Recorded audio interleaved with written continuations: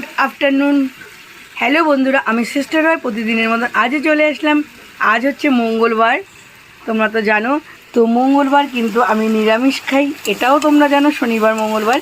তো দেখো বন্ধুরা, আজকে শনিবারের বেলায় কি রান্না করছি। এখানে আছে দেখো পেঁপে, আলু আর সোয়াবিন। আর এটা হচ্ছে কি জানো, চই ঝাল অনেকে বলে, চইয়ের ডাঁটা বলে অনেকে। আমি চই দিয়ে পেঁপে, আলু, সোয়াবিন দিয়ে তরকারি করছি। এখানে মশলা দিয়েছি জিরের গুঁড়ো, লঙ্কার গুঁড়ো, ধনের গুঁড়ো আর নুন, হলুদ। আর তোমরা তো জানো আমি একটু মিষ্টি খাই, তো স্লাইড একটু মিষ্টি দিয়েছি।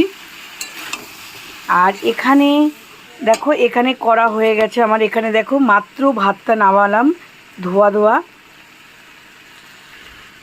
দেখো বন্ধুরা, এখানে গরম ধোয়া ওঠা ভাত। আর এখানে হচ্ছে সোয়াবিনের তরকারি, পেঁপে আলু দিয়ে, আর সঙ্গে চইয়ের ডাঁটা দিয়ে। তো এখন আমি এটা কষাচ্ছি। এবার একটুখানি জল দিয়ে দেব।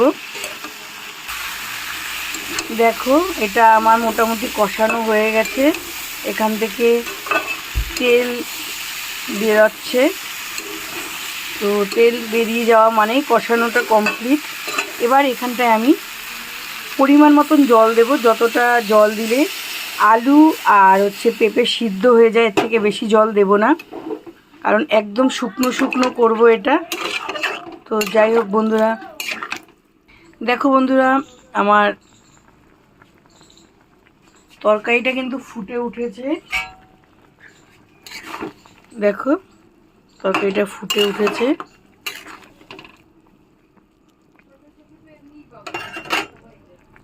এখানে আমি একটু গরম মশলা দেব, যেহেতু নিরামিষ তরকারি।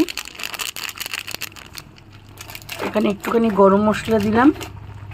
এবার তরকারিটাকে আমি ঢেকে রাখবো।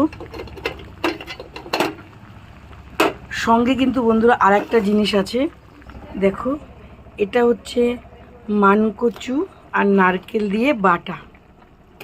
মানকচু, নারকেল, সর্ষে দিয়ে আমি মিক্সিতে পেস্ট করে এটার মধ্যে কাঁচা সর্ষের তেল দিয়ে রেখেছি।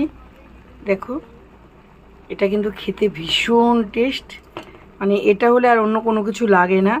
তো যাই হোক, আজকে শুভ মঙ্গলবারে নারকেল সর্ষে দিয়ে মানকচু বাটা, আর এখানে আছে পেঁপে আলু দিয়ে সোয়াবিনের তরকারি, তার সাথে আছে দেখো চই ঝাল।